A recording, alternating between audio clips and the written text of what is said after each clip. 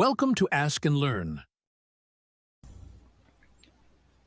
In this question, we're asked to prove the root test.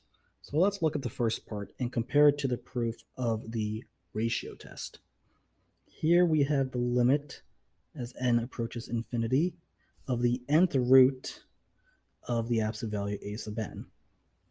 This equals a value L, which is less than 1, so we can find a number r that's in between L and 1.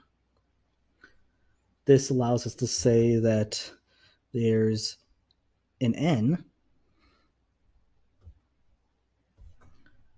so that this nth root is less than r for n that's bigger than or equal to this n that we've chosen. Okay. Now we can rewrite this inequality as the absolute value of a sub n is less than r to the n. And we can change this n value. So we have the absolute value of a sub n minus or plus 1. Let me make that a little bit clearer.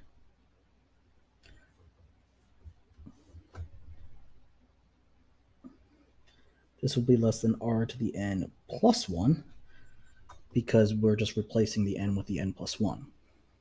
So if we were to take a look at this series, starting with k equals n up to infinity, absolute value of a sub k, this equals the absolute value of a sub n plus the absolute value of a sub n plus 1, on and on forever. We can say that this would be less than r to the n plus r to the n plus 1, on and on forever. Now, these r's are a geometric series with r less than 1, so it's convergent.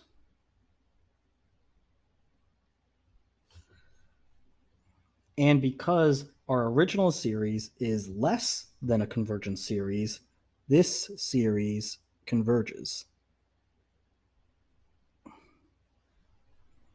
by the comparison test. The first n terms don't matter because they will not affect the convergence or divergence. It just matters what happens from n to infinity. Okay, so that's the first part. The second part is the divergence criteria. So if we have the limit as n approaches infinity of the nth root of a sub n, and we say this is equal to L. If L is bigger than 1, then again we can find a value r that's in between 1 and L. So we can say the nth root of the absolute value is greater than r, which is greater than 1.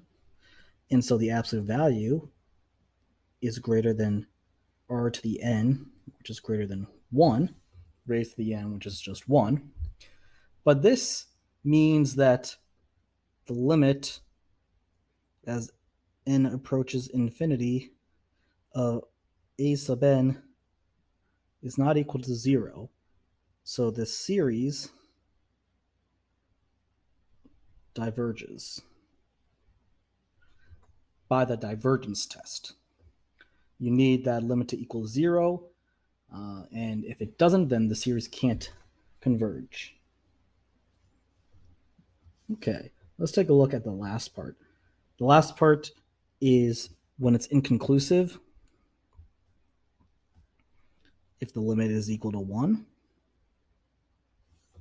So this means that you can't tell whether it converges or diverges, similar to the ratio test.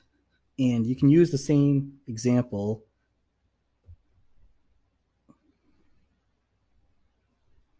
we have the sum of 1 over n and the sum of 1 over n squared.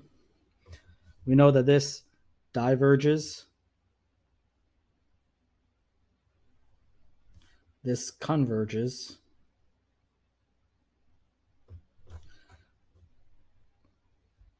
but both have the limit as n approaches infinity of this nth root shows that the root test is inconclusive when the limit is equal to 1.